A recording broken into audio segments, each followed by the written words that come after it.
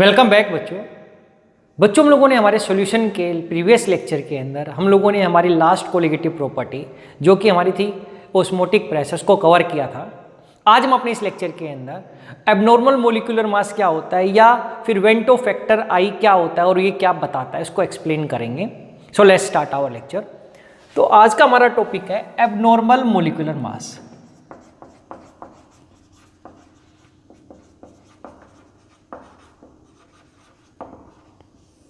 देखो हम लोगों ने कोलिगेटिव प्रॉपर्टी की हेल्प से, जैसे हम लोगों ने क्या था, relative lowering of vapour pressure. देखो तो हमने मोलिकुलर मास निकाला था M2, क्या निकाला था, this is equals to W2 upon W1 into M1 upon P0 minus PS upon P0।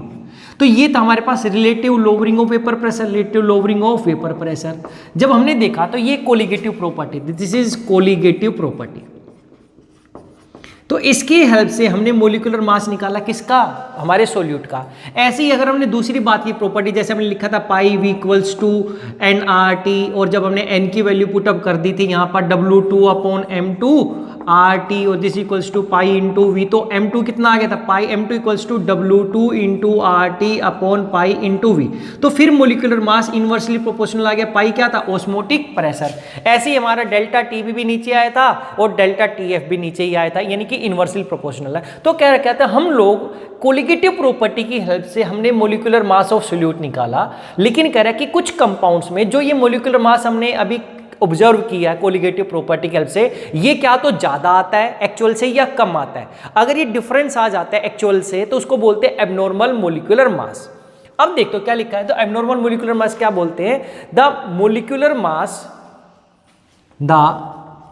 Molecular mass of some compounds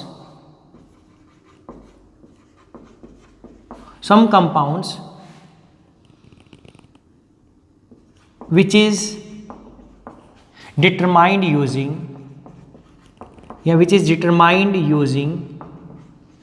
colligative property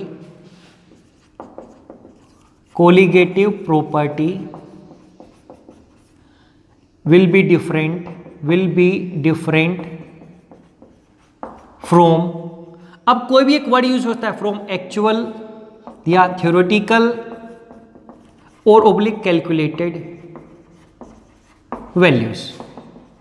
इन तीनों में से कुछ भी आ सकता है। जो हम क्या करते हैं, डिटरमाइंड करते हैं experimentally, which is determined experimentally, इसको हम बोलते हैं ऑब्जर्व्ड। याद रखना बच्चे, ऑब्जर्व्ड का मतलब है एक्सपेरिमेंटली डिटरमाइंड यूजिंग क्या करें, will be different from actual theoretical calculated value and the difference in molecular mass is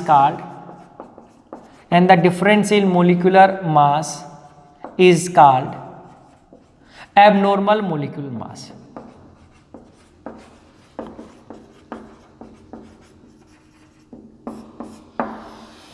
देखो क्या बोला, तो यही हमने बोला कि जब हम ये मोलिकुलर मास निकालते हैं, ये हम किसकी हेल्प से निकालते हैं, तो कोलिगेटिव प्रॉपर्टी। लेकिन अब कह रहा है ये कुछ में एग्री नहीं होता, ये डिफरेंट होगा, तो इसी को हमने बोल दिया एबनॉर्मल मोलिकुलर मास। अब क्या निकला, वी नो, देखो कैसे, वी नो कैसे, molecular mass is inversely proportional to colligative property. और कोलिगेटिव प्रॉपर्टी हमें पता है किस पे डिपेंड करती हैं, colligative property will depends upon number of moles of substance, या मैं बोलता हूं अमाउंट ऑफ सब्सटेंस पे, और यहां पे सब्सटेंस हमारा क्या था, सोल्यूट ही था हमारे पास, हम सोल्यूट ही ऐड कर रहे हैं वहां पर सॉल्वेंट के अंदर। तो देखो अब ये अमाउंट पे डिपेंड कर रहा है। इसका मतलब अगर हमारी अमाउंट ज्यादा है तो कोलिगेटिव प्रॉपर्टी ज्यादा होगी और मोलिकुलर मास कम हो जाएगा। देखो अब सिंपल सी बात आपने क्या देखनी है कि जो हमारा नंबर ऑफ मोल्स ज्यादा हुआ, नंबर ऑफ मोल्स अगर ज्यादा है, हाई है, तो मेरी कोलिगेटिव प्रॉपर्टी, ऐसा लिख सकता हूं, कोलिगेटिव प्रॉपर्टी भी क्या सी होगी, ज्यादा होगी। अगर कोलिगेटिव प्रॉपर्टी ज्यादा होगी तो जो मेरा मोलिकुलर मास हमें मिलेगा, मोलिकुलर मास वो कैसा मिलेगा, कम मिलेगा बच्चे। अगर नंबर ऑफ मोल्स कैसे हो गए, कम हो गई बाई चांस, तो कोलिगेटिव प्रॉपर्टी भी कम आएगी, और कोलिगेटिव प्रॉपर्टी कम आ गई तो इन्वर्सली प्रोपोर्शनल है, क्योंकि हम देख ही चुके हैं। तो जो मेरा मोलिकुलर मास मिलेगा वो कैसे मिलेगा, ज्यादा मिलेगा। ये रीजन था। तो बोला कि जो अबनॉर्मल मोलिकुलर मास होता है ये क्यों होता है, तो कह रहा है this abnormal molecular mass, this abnormal molecular mass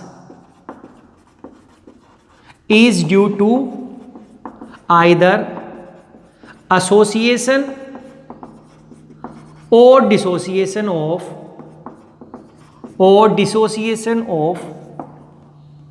solute molecules in solution, molecules in solution।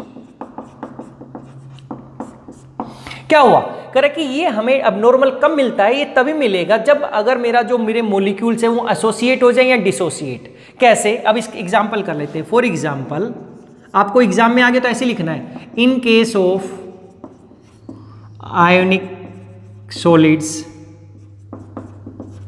like NaCl, KCl, these dissociate in solution, these dissociate in solution। तो क्या हुआ कि पहले एक NaCl था तो हमें एक Na पॉजिटिव आयन मिलेगा, एक Cl नेगेटिव मिलेगा। यहाँ पर एक मोल था तो यहाँ पे एक इसका मिलेगा, एक तो हमें ये क्या हो गया, ओवरऑल 2 मोल्स मिले ना। यहाँ पर देखो इनिशियली था, अगर डिसोसिएट नहीं होता एक ही मोल रहना था, लेकिन अब जब ये डिसोसिएट हो गया तो बच्चे हमारे पास वो क्या हो गया, आयंस में हो गया। तो ये एक आयन सभी आयन पार्टिकल की तरह बिहेव करने लग गए। तो क्या हुआ, दे डिसोसिएट इनटू या they dissociate in ions in solution, they dissociate into ions in solution, and these ions behave as particles। तो जो नंबर ऑफ पार्टिकल्स हमने लिखा है यहाँ पे, जो अमाउंट ऑफ सब्सटेंस है, नंबर ऑफ मोल्स लिखा है, ये number of particles of substance they behave as particles. अब क्या हुआ, so as the number of particles increases, अब क्या आएगा, अब हमारी जो एक्सपेरिमेंटल या observed colligative property will be higher. So क्या हो जाएगा, observed colligative property value will be higher. अब एंड हमें पता है, and molecular mass is inversely proportional to colligative property, therefore observed molecular mass, अगर ये ज्यादा हो गया तो अब ये ज्यादा से डिवाइड करूंगा तो क्या होगा, observed molecular mass will be less than actual molecular मास। या इसको थ्योरेटिकल भी बोल दिया या इसको हम कैलकुलेटेड भी बोल सकते हैं बच्चे। तो ये आपने चीज ऐसे कैसे पेपर में लिखना है कि क्या, in case of ionic solid like in case of substance like NaCl, KCl, they dissociate into ions in solution and these ions behave as particle and colligative property depend upon number of particle. So as the particle increase observed colligative property value will increase या will be higher, या will इसकी जगह क्या लिखोगे, will increase, and molecular mass is inversely proportional to colligative property, therefore observed molecular mass will be less than actual. तो जो value आएगी वो कम आएगी अगर मोलिक्यूल डिसोसिएट हो गए। लेकिन ऐसा भी हो सकता है, but if substance undergo association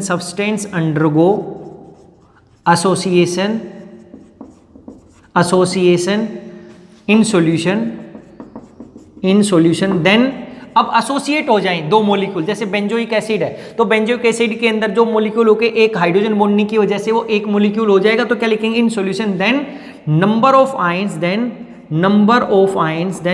of particles in solution decreases, अगर ये डिक्रीज हो गए then observed value of colligative property will be less, will be lower, and hence क्या, observed value of molecular mass will be greater than actual molecular mass. आपने पूरा का पूरा लिखना ही है। तो क्या हुआ, अगर जैसे बेंजोइक एसिड होता है C6H5COH, C6H5C double bond OOH, ये इस तरीके से, तो ये फिर C डबल बॉन्ड O के साथ हाइड्रोजन बॉन्डिंग, ये यहाँ पर O और ये H इस तरीके से, और यहाँ पे क्या था C6H5। तो इस तरीके से तो हमारे पास ये क्या हो, डाइमर बन जाएगा। एसोसिएशन हो सकता है जब डाइमर ट्राइमर बने, और डिसोसिएट हो गया अगर वो आइंस में टूट जाएगा। तो ये था हमारे पास एबनॉर्मल मोलिकुलर मास क्यों होता है, क्योंकि ये colligative property colligative number of moles पे या आइंस पार्टिकल्स पे डिपेंड करेगा। एसोसिएट हो जाएंगे तो पार्टिकल कम कोलिगेटिव प्रॉपर्टी कम, ये डिवाइड में जाएगा तो मास ज्यादा हो जाएगा। तो ये आपने याद रखना कि ऑब्जर्व्ड एक्सपेरिमेंटल ये एक ही चीज है, लेकिन कैलकुलेटेड, थ्योरेटिकल और एक्चुअल ये एक ही चीज होती है हमारे पास। अब इसी के बाद आ जाता है हमारे पास वेंट होफ फैक्टर आई। इसको आई से रिप्रेजेंट करते ही क्या बताता है, it express the extent of association और dissociation of solute in solution. क्योंकि हमारे पास अगर एसोसिएट हुआ है डिसोसिएट, तो जो हमारा मोलिकुलर मास आएगा डिफरेंट आएगा। तो अबनॉर्मल मोलिकुलर मास अगर मिलता है तो ये बताता है कि किस एक्सटेंट तक, कितने एक्सटेंट तक जो हमारा सोल्यूट एसोसिएट हो गया, 10%, 20%, 50%, ये कितना हुआ है। तो अब यहां पर जो आई की वैल्यू है, and it is equals to, and i is equals to क्या होता है, ऑब्जर्व्ड, या जिसको हम बोलते हैं experimental value of colligative property divided by, अब आप इसको थ्योरेटिकल बोलो, कैलकुलेटेड बोलो या एक्चुअल बोल दो, actual value of colligative property. तीनों में से आपने एक ही वर्ड यूज करना है, ऑब्जर्व्ड या experimental value of colligative property. अब ये इसको हम बोल सकते हैं कि कोलिगेटिव प्रॉपर्टी किसके ऊपर डिपेंड करती थी, नंबर ऑफ मोल्स पे। ये क्या है, total observed number of moles of substance या सोल्यूट डिवाइडेड बाय क्या था, actual number of moles of substance. अब क्या होगा, if neither i is equals to 1, क्योंकि अगर ये एक्सपेरिमेंटल जो मिला है एक्चुअल के इक्वल हो तो इसका मतलब नंबर ऑफ मोल्स भी सेम है, तो यानी कि वहां पे ना तो एसोसिएट हुआ ना dissociate. If i is equals to 1 then no association और डिसोसिएशन। अब देखो आई की वैल्यू, अगर हमारे पास observed value of colligative property, ये ऑब्जर्व्ड वैल्यू कोलिगेटिव प्रॉपर्टी ज्यादा कब आ जाएगी, जब हमारे नंबर ऑफ मोल्स ज्यादा हो जाएंगे। यानी नंबर ऑफ मोल्स कब, जब डिसोसिएट हो जाए, तो ऊपर वाली ज्यादा हो जाएगी और हमारे पास ऑब्जर्व्ड जो एक्चुअल है उससे कम। तो इसका मतलब आई की वैल्यू ग्रेटर देन 1 हो गया, तो इसका मतलब वहां पर क्या हो गया, dissociation of solute. In case of dissociation, I is greater than 1, I is less than 1 in case of association of substance. एक वर्ड इसके बाद लिख सकते हैं, I is equals to 1 if there is no association dissociation, I is greater than 1 in case of dissociation of substance or solute, and I is less than 1 in case of association. अब क्या हुआ बच्चे, इनका help लेके हम क्या करते हैं, इस I की फैक्टर से हम बता सकते हैं, एक्सप्रेस करता था एक्सटेंट ऑफ एसोसिएशन और डिसोसिएशन। तो हम बात करते हैं degree of dissociation, degree of dissociation किस डिग्री तक हुआ, तो क्या बताता है, it represent the fraction of total number of moles of substance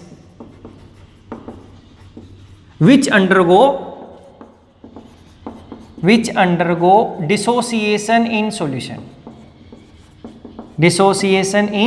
solution, तो D अगर मैं लिखता हूं, इसको अल्फा से रिप्रेजेंट कर दिया, डिग्री ऑफ अल्फा, डिसोसिएशन को भी अल्फा से, तो ये क्या बताएगा, एक्चुअल नंबर ऑफ मोल्स या number of moles undergo dissociation, और यहां पर क्या है, total number of moles present, कि टोटल कितने थे उसमें से कितने डिसोसिएट हो गए हमारे पास, ये तो फ्रैक्शन बताता है कितना हमारे पास क्या हो गया, डिसोसिएट हो गया। तो अब यहां पर क्या करें, फॉर एग्जाम्पल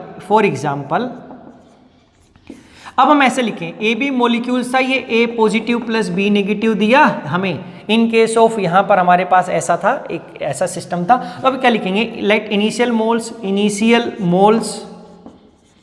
बिफोर डिसोसिएशन, तो इनिशियल मोल्स यहां पे दूर लिख देते हैं, let initial moles, initial number of moles before dissociation,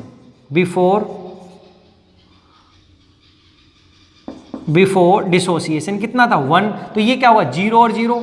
अब हमने बोला let alpha be degree of dissociation, let alpha be the degree of dissociation, कि अल्फा कितना है डिग्री ऑफ डिसोसिएशन, तो इसमें से अल्फा टूट गए तो मेरे पास क्या हो गया अल्फा बी डिग्री, तो आफ्टर डिसोसिएशन तो ये कितना बचेगा 1 माइनस अल्फा, ये कितना बचेगा अल्फा और अल्फा।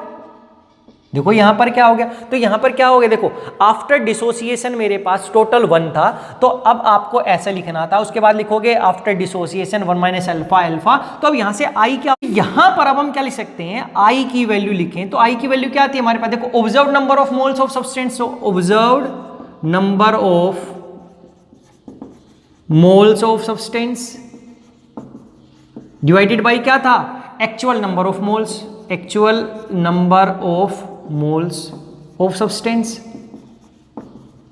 क्या हो गया देखो आई इज इक्वल्स टू ऑब्जर्व्ड कितने हो गए, देखो ये ऑब्जर्व्ड मोल्स हो गए, पहले कितना हो गया 1 माइनस अल्फा प्लस अल्फा और एक्चुअल कितने 1, क्योंकि हमने इनिशियल 1 ही लिया था, तो यहां से आई क्या हो गया, एक अल्फा से अल्फा कैंसिल, तो 1 प्लस अल्फा, तो देखो आई की वैल्यू क्या आ गई हमारे पास ग्रेटर देन 1 आ गई, और ये कितना डिग्री डिसोसिएट हो गया, वो क्या हो गया अल्फा क्या था डिग्री ऑफ डिसोसिएशन। तो अगर ये 1 था तो ये 0 0, ये ऐसा, अगर मान लिया कि 10 मोलिक्यूल थे, देखो एग्जांपल के साथ करते हैं, मान लेते हैं कि ए बी के हमारे पास 10 मोलिक्यूल्स थे, कितने मोलिक्यूल्स थे 10 मोलिक्यूल्स थे इनिशियली, इसके अंदर से 5 डिसोसिएट हो गए, 5 क्या हो गए डिसोसिएट, 5 टूट गए, जब 5 टूटे तो ए बी थे, ये 5 टूटे हैं, तो ए पॉजिटिव प्लस बी नेगेटिव, तो ये भी 5 मिले और ये भी 5 मिले, क्योंकि इक्वली मिलेंगे, तो ये मिले 5 और ये मिले कितने 5। अब मेरे पास 5 ही कितने बचे हैं, ये 5 बचे हैं अनडिसोसिएटेड, तो टोटल मेरे पास क्या हो गया, अब मेरे सॉल्यूशन में 5 अनडिसोसिएटेड है, 5 ए पॉजिटिव है, 5 बी नेगेटिव है, तो टोटल मेरे पास कितने हो गए, अब टोटल कितने हो गए 15। पहले कितने थे टोटल 10 ही तो थे, लेकिन अब बोला कि उसमें से 5 टूट गए, 5 टूट गए तो 5 ए मिले, 5 भी ये भी पार्टिकल मिल रहे मेरे को, तो और 5 अनडिसोसिएट, तो 5 और 5 और 5 कितने हो गए टोटल 15 हो गए। तो ओवरऑल अगर 8 टूट जाएंगे तो 8 दूनी 16 मिलेंगे और 4 मेरे पास वो बचेंगे, तो मेरे पास कितने हो जाएंगे 20 हो जाएंगे। तो मेरे पास नंबर ऑफ पार्टिकल्स बढ़ जाते हैं, यानी कि number of moles of substance increase हो जाता है। उसकी वजह से मेरे पास ये कह रहा है कि आई की वैल्यू ज्यादा है कम है, उससे आई की वैल्यू से पता चलेगा कि वो वहां पे डिसोसिएशन हो रहा है या एसोसिएशन। तो यहाँ पे हमने बोला degree of alpha degree of dissociation है, तो जितना डिग्री ऑफ डिसोसिएशन होगा वहां पर, तो यहाँ पर आई की वैल्यू से ज्यादा। तो ऐसे ही हम दूसरा केस कर लेते हैं बच्चे कि अगर मैं इसी के अंदर डिग्री ऑफ एसोसिएशन भी बता सकता हूं। दूसरा क्या है, नेक्स्ट सेकंड पॉइंट इसी में क्या आता है, degree of association. Degree of association भी हमें पता चलता है। एसोसिएशन में कैसा पता चलेगा, देखो ये क्या होता है, it is represent the fraction, it represent the fraction of total number of moles of substance which undergo association in solution, which undergo association in solution। अब हम यहाँ पे एसोसिएशन की बात करते हैं, तो क्या बोला कि मान लेते हैं कि हमारे पास ए मोलिक्यूल थे और वो एन थे नंबर में प्रेजेंट थे, वो एसोसिएट होके ए एन बना रहे। भाई 10 मोलिक्यूल थे मेरे पास और वो ऐसा इकट्ठे हो रहे हैं। अब एग्जांपल से समझ लेते भाई एन ए और ए एन क्या रिप्रेजेंट कर रहा है हमारे पास। देखो पहले मेरे पास 10 मोलिक्यूल्स थे, कितने थे 10 मोलिक्यूल्स ऑफ ए, इंडिविजुअल थे 10 ए था, लेकिन ये कंबाइन करके मेरे पास A2 मोलिक्यूल्स बना रहे हैं, यानी कि 2-2 सॉल्यूशन में जाने के बाद ये ऐसा बना रहे हैं। 2 मोलिक्यूल से एक बन गया, तो पहले 10 थे तो ये तो बाद में जाके 5A2 हो जाएगा ना, यानी कि अगर एसोसिएट हो गए तो ये 5 के 5 मिलेंगे। मान लेते हैं कि इनिशियली 20 मोलिक्यूल थे, 20 मोलिक्यूल्स थे। अब मैंने बोला इसके अंदर से 50% एसोसिएट हो गए, कितने हो गए 50% एसोसिएट हो गए इन डाइमर, एसोसिएट इन डाइमर, कि 50% ने डाइमर बना लिया, यानी कि वो A2 बन गए, कितने 50%। देखो 20 मॉलिक्यूल थे तो जाके वहां पर A2 बना, कितने मॉलिक्यूल ने बनाया, उसके 50% ने, यानी कि 10 मॉलिक्यूल का A2 बना।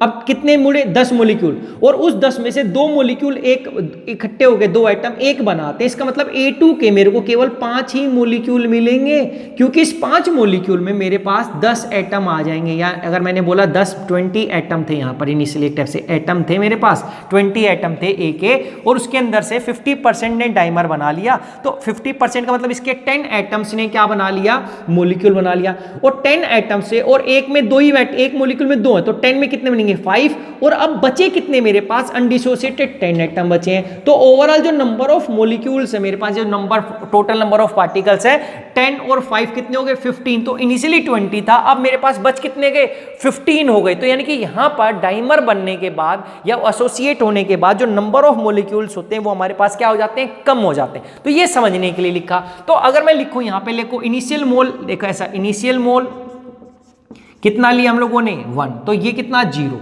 अब ऐसा कैसे, मैंने सारे के सारे इकट्ठे जोड़ दिए स्टेप से, ऐसे दिखा सकता हूं मैं।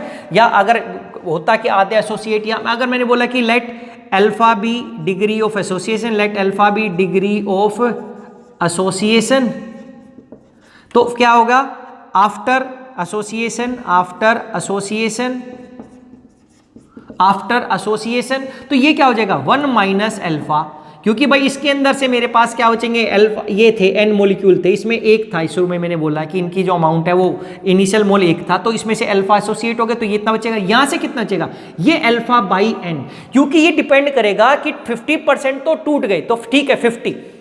अब उस 50 के अंदर, जैसे 50 था, 50% कितना था, 10 एटम, तो 10 एटम के कितने मिलेंगे भाई, अगर 2 मॉलिक्यूल एक बना रहे हैं तो मेरे पास केवल यहां पर ये 10/, यहां पे कितना जाएगा, 10/2, 5 मॉलिक्यूल मिलते हैं A2 के। अगर मैंने बोलता कि 5 मॉलिक्यूल बना के एक बना रहे हैं, तो जब 50% जुड़े तो उस 10 से केवल यहां पे 2 ही तो मिलेंगे हमें। देखो सिंपल सी बात है, फिर देख लेते हैं एक बार ये ऐसा क्यों लिखा।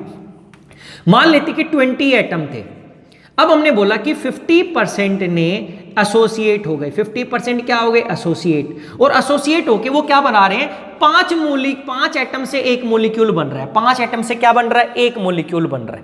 तो अब मेरे पास आफ्टर एसोसिएशन कितने मॉलिक्यूल है, तो आफ्टर एसोसिएशन देखो, आफ्टर एसोसिएशन कितने मॉलिक्यूल बचेंगे आफ्टर एसोसिएशन, तो 50% एसोसिएट हुए हैं, तो इसका मतलब 50% अनएसोसिएटेड है, तो कितने बचे, 10 एटम मेरे पास यहां पर कैसे अनएसोसिएटेड, और मेरे पास कितने जुड़ गए यहां पर, देखो यहां पे 10 एटम्स कंबाइन हो चुके हैं, कंबाइन, अब वो A5 की फॉर्म में है, यानी कि आप 10 जोड़े हैं, लेकिन उससे कितने मॉलिक्यूल्स मिले मेरे को, एक टाइप से उससे कितने मिले, उससे मेरे को 10 नहीं मिले, क्योंकि 5 मॉलिक्यूल कंबाइन करके एक बना रहे हैं, तो ऐसा, और मैंने बोल दिया क्योंकि ये जो प्रेजेंट है A5 की फॉर्म में है, तो इसका मतलब 10 से मेरे को 2 ही मॉलिक्यूल मिलेंगे बच्चे आफ्टर एसोसिएशन। तो मेरे पास 10 और 2 टोटल कितने हो गए, 12, टोटल 12 पार्टिकल्स हो गए एक टाइप से, 2 मॉलिक्यूल 2 एटम। ऐसे इसमें जब A2 की फॉर्म में प्रेजेंट और 50% हो रहा था, तो 10 से 5 मिले थे, तो 10 और 5 टोटल मेरे पास कितने हो गए थे, 15 हो गए थे यहां पर। और जब 5 से एक मॉलिक्यूल बन रहा है, तो ये कितने मिलेंगे हम लोगों को, डिपेंड करता है कि कितना एसोसिएट हुआ है, और एसोसिएशन में कितने नंबर ऑफ पार्टिकल उसमें इकट्ठे हो रहे हैं या नंबर ऑफ एटम हो रहे हैं। तो यहां से हम क्या लिख सकते हैं, I इज इक्वल्स टू क्या था, ऑब्जर्व्ड, क्या था यहां पे, number of moles observed, number of moles of substance. अब कितने हमारे पास, डिवाइडेड बाय क्या था हमारे पास, actual number of moles, actual number of moles of substance. तो ये क्या हो गया, आयोटा इज इक्वल्स टू क्या, अब ऑब्जर्व कितने, 1 minus alpha plus alpha by n, और यहां पे क्या है 1, तो यहां से I की वैल्यू क्या होगी, I इज इक्वल्स टू, यहां से अगर मैं अल्फा कॉमन लूं तो अल्फा कॉमन लेने से क्या आ जाएगा 1 माइनस अल्फा कॉमन लिया मैंने, ऐसे प्लस ऐसा अल्फा कॉमन ले लिया, तो यहां से क्या हो जाएगा 1 माइनस L1 बाई n, ये बचेगा। देखो बच्चे हमारे पास, देखो यहां से अल्फा कॉमन लिया तो ये माइनस, यहां से माइनस अल्फा कॉमन ले लिया तो माइनस अल्फा, ये 1 माइनस 1 बाई n, तो यहां से इस वाली टर्म को 1 वाली को मैं इस साइड लेके आऊँ तो मेरे पास, और इस वाली टर्म को इस साइड, तो क्या आ जाएगा alpha 1 minus 1 by n equals to 1 minus iota, और alpha is equals to 1 minus iota divided by 1 minus 1 by n. तो इस अल्फा को भी यहाँ पे, इसको भी एसोसिएशन डिसोसिएशन को भी अल्फा से ही रिप्रेजेंट करें तो मेरे पास इसकी वैल्यू 1 से कम आएगी ऑलवेज। देखो आयोटा, ये 1 में से माइनस कर, इसका मतलब आयोटा की जो वैल्यू आएगी वो क्या आएगी 1 से कम। और यहाँ पे वो डिपेंड कर रहा है कि कितने मोलिक्यूल एसोसिएट होके हमारे एक मोलिक्यूल बना रहे, कितना एसोसिएट, डाइमर बन रहा है, ट्राइमर, टेट्रामेर, कैसा बन रहा है। तो ये था हमारे पास क्या, वेंटो फैक्टर, जो कि बताता है कि हमारे सॉल्यूशन के अंदर एसोसिएट हो रहे हैं या डिसोसिएट, कुछ भी नहीं होगा तो वैल्यू इक्वल्स टू 1 होती है। अगर एसोसिएट होते हैं तो मेरी आई की वैल्यू लेस देन 1 आ जाएगी। फॉर एग्जाम्पल एक ऐसा करके दिखा सकते हो, ये एग्जाम्पल लेके दिखाया था हम लोगों को भाई यहाँ पर। और अगर डिसोसिएशन होता है तो आपको ऐसा करके दिखाना है कि आई की वैल्यू ग्रेटर देन क्या आएगी 1 आएगी।